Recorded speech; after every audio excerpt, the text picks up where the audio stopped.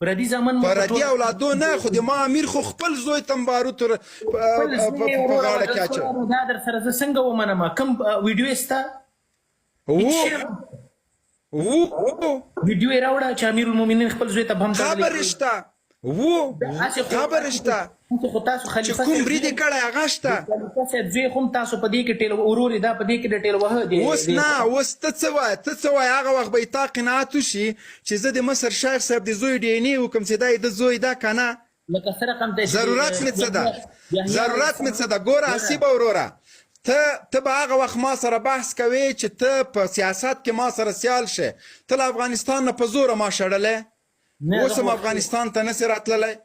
ګوره په زوره وختي وته که ناوخته وته تا ویلې ناټو نه ماتېږي د ما امیر ویلې ماتېږي. ته جهاد کوه ته مبارزه کوه ته سرښندنې کوه. د ما امیر صادقه پاتې شوی تاسو کاذبان پاتې شوي. امیر مې نن امیر ده. همدا خبره ما ته کوله چې دا خاوره دا به موږ آزادوو دا امریکایان به ځي. د همدې په خاطر ما ته قناعت را کړی. ګوره حسیب ځواک صاحب ما ته مې امیر قناعت را کړی چې دا سرې لښکرې به له افغانستان نه وځي. ما ورسره منلې وه د ما د عقیده وه چې دا به وځي. بالاخره په دې خبرې کې د ما امیر صادقه ده. سمه ده د تا دا خبرې ګوره یو امر یې وکړه یو امر. ګوره ځواک صاحب په هغه وخت کې ما لایفونه کوه چې ما ته به خصوصي د هغه دفتر نه ګوره د واټساپ شمیره راکول کېدله چې کابل لا نه ونیول شو. افغانستان کې یوه ولسوالۍ نه وه سقوط سوې. شمیرې به راکول کېدې چې د ملي اردو پولیسو استخباراتو هر څوک چې غواړي له دې شمیرې سره د تماس ونیسي. موږ به په امن دوی له خپلو ځایو وباسو. زرګونه پرسونل د حکومت وته ټوپکې کېښوده د امن ژوند کوي. تا ما ته د امن ژوند راکوه خو چې بندي به دې م کړلم وژلم به دی. په سلګونو بندیان نه ګوره که نه دغه مسلمیار دی لس وارې نه دی چې انس حقاني د اعدام که ویلی دی که نه. تاسو خو د بندیانو په اعدام باندې بافشاري کوله. اشرف غني د لاړه په محبس کې بندیانو ته څه وویلې؟ ګوره بندیانو ته څه ویلې؟ د ټولې نړۍ د مؤمنانو امیر ده. باید د ټولې نړۍ د مؤمنانو امیر هغه وخت ده چې دوی بالواسطه بیعت وکړي ووایي چې ته مو امیر یې. یعنې د نړۍ نور مسلمانانو تر اوسه بیعت نه دی کړی موږ سره. خو تا کړی ده. زه خو تا نه منم چې څوک دې مني. ته زه په زور ځان در باندې منم چې څوک مې مني هغوی ټول بالواسطه بیعت کړی. مسلمانانو ځان په زوره ومنه خو اعلان وکړه د جهاد اعلان وکړه د چین د مسلمانانو په خاطر باندې. ګوره ما مخکې تا ته ویلي چې تاسو د جهاد خلک نه یاستئ. دا د جهاد اعلان داسې نه ده چې بس ته راجیکس او بس موبین دې په لایف کې د جهاد اعلان وکړي. او قربان دې سم جهاد خپل شرایط لري. جهاد خپل وختونه لري. هیڅ چینل لري. ما ټول تاریخ مې لوستی. ته د اسلام تاریخ نه دی د لوستی که نه نه دی د لوستی چې پیغمبر علیه السلام صحابهو په کوم وخت کې جهادونه کړي دي. تر ټولو مهمه خبره دا ده چې دغه د کوم شخص تاسو په میډیا باندې پوسټونه کړي وو که نه د یحیی سنوار د که څه ده السنوار څومره به پوسټونه څومره لیکنې مې ورته کړې وې که نه. یو نرتوب خو یې ما ومنه چې د میډیا په مخ باندې ولاړ او هغلته اخر کې په خپل په دې خاوره کې وروره ګله اخر کې لرګی په لاس په ډرون باندې وار وکړه. دا نرتوب خو یې موږ منو. موږ ټول اتلان دغسې ومنې. ټول به دغسې انشاءالله ټول به انشاءالله دغسې سنوار ودرېږه لږ صبر وکړه. سنوار شپېته کاله ودرېږه 2 شپېته کاله عمر د سنوارو د حماس د رهبرم عین شی صحیح شو. ته زما له امیر نه څه خبره چې هغه خپل بچي ته د باروتو واسکاټو راغوستی ده. تر یو پلار له خپل وجود نه د زوی نه بهتر دا بولي چې هغه درد او هغه په پلار باندې هغه چې د زوی درد برداشت کولی شي خپل نشي کولی. ته څه فکر کوې؟ زه تا ته دا وایم هر سړي باندې ځان ګران ده او د سیاست دپاره د یو چا چې تا کله یو ځل ورق امضا کړی که نه د سیاست دپاره زوی قرباني کوي د شک پرته. ته ما ته دا دومره لویه قرباني سیاست بولې. کاش کې د عقیده درلودلی. د احمدشاه بابا زمنو د قدرت په خاطر باندې یو د بل سترګې ویستلې. دا څه وایې؟ دا خو سیاست صحیح قدرت دپاره سترګې وباسلې. اما د جلال الدین حقاني 4 زامنو او د فامیل 95 کسانو یې داسې قرباني ورکړې ده چې مور به بیا داسې زامن راوړي. وایم نوش جان ګوره امیر المؤمنین خپل زوی یعنی دا ډیره وړه خبره په خدای، زه اولاد لرم، دا معمولي خبره په خدای یو زوی چې خلک لاس زمون ورکوي چې د افغانستان ولسمشر ورکوي و بل نه ولسمشر چا ورکړی ده راوښیه که نه. دا اوس وګوره تا د حقاني نوم واخیسته، د امیر المؤمنین نوم دې واخیسته، خو دوی خپل اولادونه پرې قرباني کړل، خپله نن څوکیو کې ناست څوکیو کې نه دي. داسې نه ده چې زه د قرباني ورکم، زه د اشغال وتړم بیا د تا راولم کېدې نه وم، دغه هغه مې اخیل راجي کړ. خدای دې غار که نیمګړي معلومات ورکوي، قسم په خدای چې دغه نیم حقیقت د جمهوریت په وخت کې ویلی وای، نن به ما د تا افتخاري به مې تا تندی مچکو څه حسیب په دغسې یو نر ځوان ده. زه فیسبوک پاڼې ته مې ځمه، ځینې سکرین شاټونه اخلم تا ته چې د تېر جمهوریت کې ما چې د کومو خلکو خلاف لیکنې او پوسټونه کړي زه تا ته لیږم. نه خدای د خوار نه که پوسټونه دې کړي دي د همغه جمهوریت په برشونو باندې لاړې هلته کېناستلې.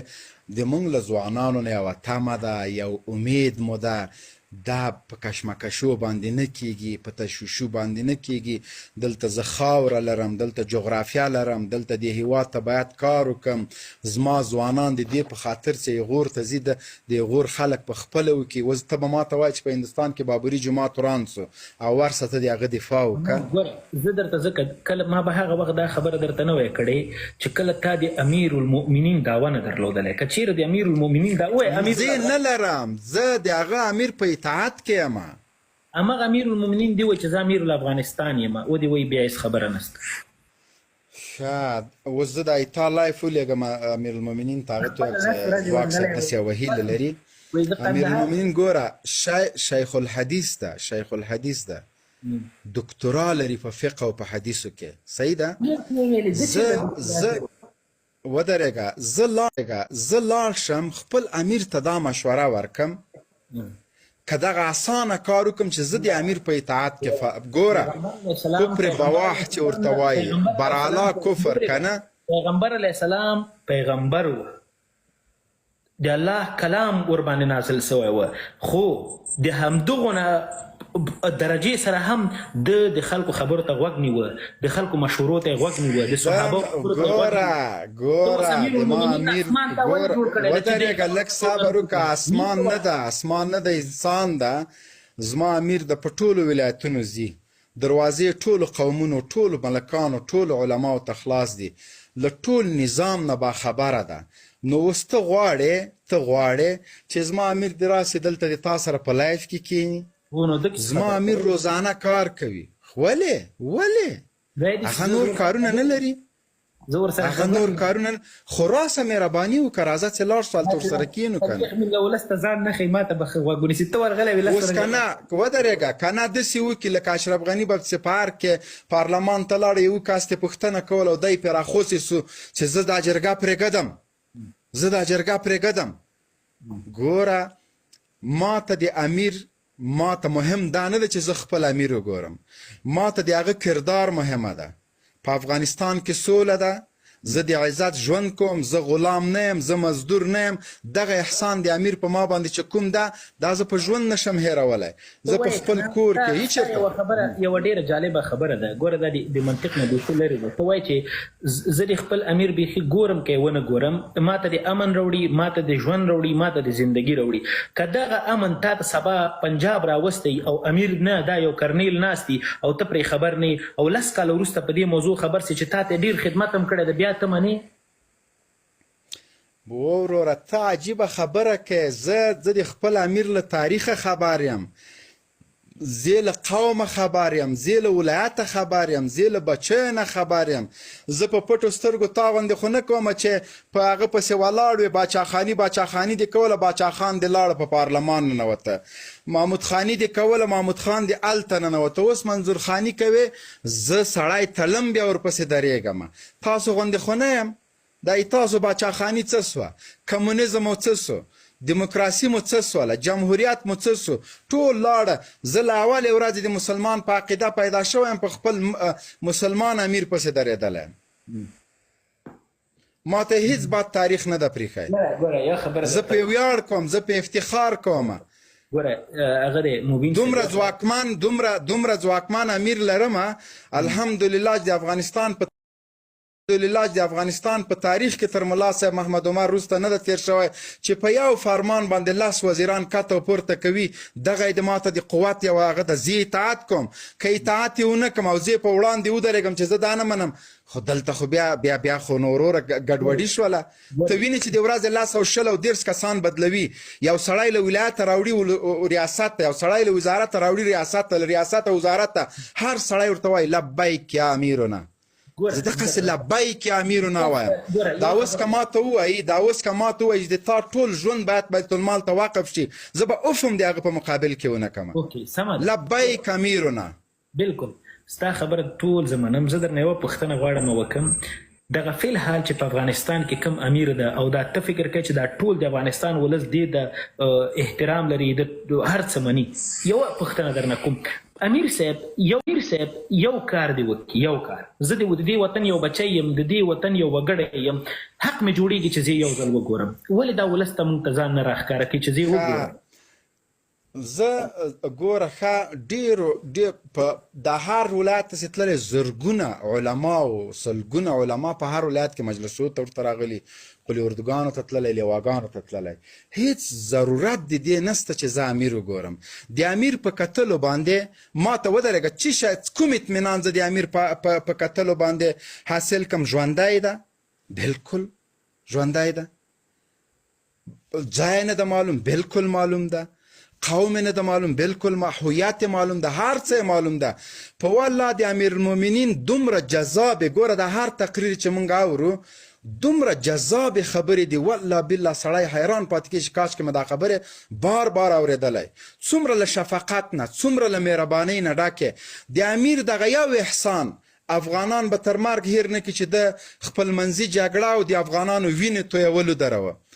امن راوسته سوکالي راوسته د امیر په قدر زه پوهېږم محترمه ته ځکه نه پوهېږې ګوره ته ځکه د امیر په امر باندې نه پوهېږې د امیر یو بل احسان زه درته وښیم قسم په خدای دا په ما دومره لوی احسان ده چې زه له جمهوریت نه خلاص کړلم زه له اتانورو دوستم نه خلاص کړم زه له حسیب نه خلاص کړلم دی به بله ورځ ما ته وزیرو دا اوس د تا منطق دی چې ته وایې د امیر کوم احسان ده چې هغه به زه فراموش کړم په والله که څوک د دې حالت چې دا اوس په افغانستان کې ده د دې امارات او د دې مشرتابه احسان فراموشي کوي په ټول ژوند ولاکه ښه ورځ وویني مبین صاحب تا اوس خبرې وکړلې که نه اوس غوږ ونیسه د امیر د احساناتو دي ویلې زه د امیر د نورو احساناتو په اړه هم غږېږم امیر صاحب 20 کاله په افغانستان کې تقریبا داسې فکر وکړه چې د هیڅ چا هم خیال نه ده ساتلی چې دا امیر دی که دا خاص دی بس چې چېرته به خپل ټرک ورته بم خوشي که په عام ولس کې به یې والوځي او 600 افغانان به په یو ورځ ووژل